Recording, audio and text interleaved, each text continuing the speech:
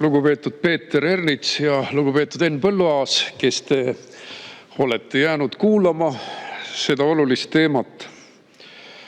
Minu meelest on ju sümboolne, et meil on ainult 2 saadikut lõpuni. Ja see on mõtlemisaineks. Igal juhul läheme siis julgeoleku teemade juurde. Siin kõlas täna tabavalt, et põllumajandus on julgeolek, toit on julgeolek. Õiged sõnumid, väga õiged sõnumid. Aga vaatame siis numbreid, mida siis härra Viira välja tõi. Me ei varusta end ise toiduga. Me kunagi irooniliselt tituleeriti Eesti NSV-d kartulivabariigiks. Iroonia tegelikult tähendas seda, et Eestis toodeti palju kartulit. Eestis toodetud kartulit juba tsaari ajal võimsalt. Eesti Vabariigi ajal kasvas see tippu ja vana Eesti Vabariigi ajal 20. 30. loodigi meile see maine. Eesti on kartulivabariik. Kuhu me jõudnud oleme kartulivabariigi maines? 63% isevarustatust. Kõige lihtsam asi, toota kartulit iseendale. Ei, seda ei ole. Ja kartulikasvatus on ka selline, mis allub väga hästi ka kriisidele. Me saame oma kartuli ikka kätte, kui see vähemalt on maha pandud ja kusagile ladustatud. Ei, meil on väga kehv olukord isevarustatuses nii elementaarse asjaga.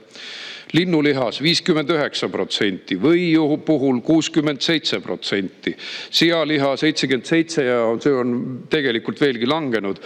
Andmed on siin keskmine 2022 kuni 2024 ja isegi värske koor.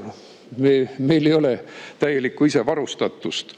Ning ettekandjad olid põhjendatult murelikud, et Eesti ei suuda end toiduga ise varustada ja olukord võib halveneda.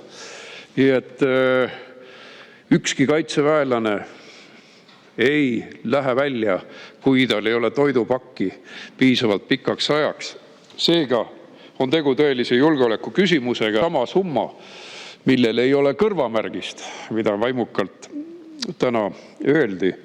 See võib minna kas või Rail Balticule, kusagile Rääma raba täitmiseks, et sinna üks 7 meetri sügavune raudtee alus teha.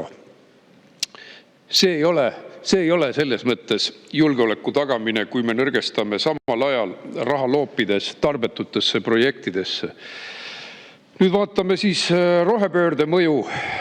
Me mäletame, kuidas Euroopa Liidu riikides on olnud üliteravad meeleavaldused. On sõnnikupritsidega valitsushooned üle lasknud. Miks? Sest Euroopa Liit on küüniliselt oma turgu läinud solkima. Näiteks Mercosuri leping oli see üks peamisi põhjuseid, miks viimased meeleavaldused olid nii teravad Brüsselis ja mujal.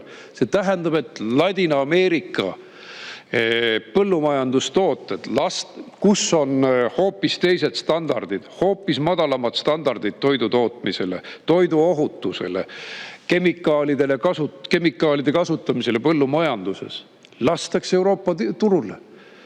Langetatakse jõuliselt tolle, ehk siis tapetakse oma enda põllumajandust.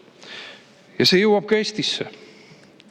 Nii et kunagine suur tähelepanu põllumajandusele on Euroopa Liidus järsult langenud ja paistab, et selles suunas minnakse allakäigu teele edasi. Võtan lisaaega. 3 minutit lisaaega, palun. Nimelt, kui me vaatame farmide sulgemise projekte näiteks Hollandis, et paneme põllumajandust kinni, maksame neile peale, et nad ei toodaks. Mida see tegelikult maailma majandusele tähendab või maailma elanikkonna toiduga varustatusele? See tähendab, et mõneski Aafrika riigis võib toidupuudus tekkida.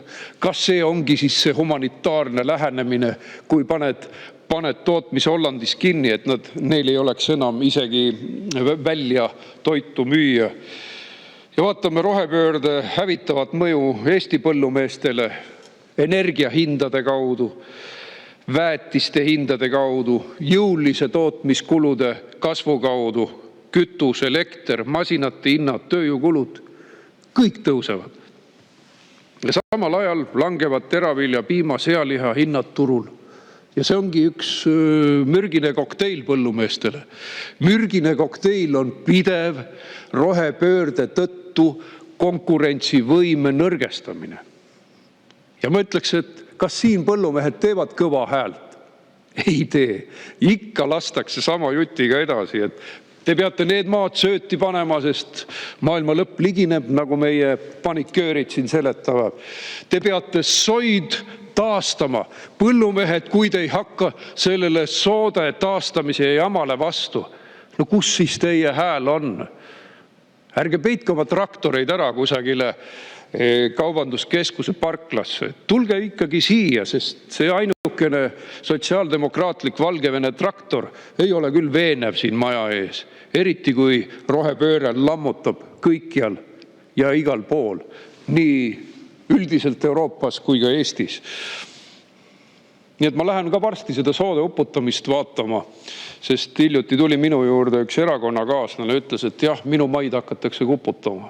Ja küsisin, mis su maa peal seal on? Ütles, et ilus mets on, et kõik uputatakse.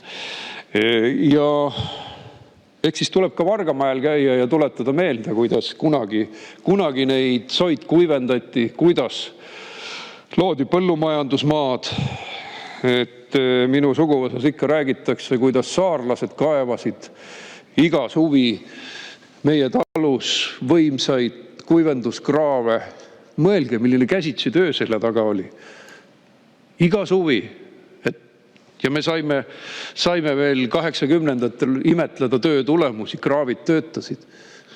Aga täna tulevad meile põllumees Jorh Aadniel Kiir ja teised uputavad meie metsad ja maad uuesti ja Tammsaare pöörab hauas ringi. Aitäh! Suur tänu!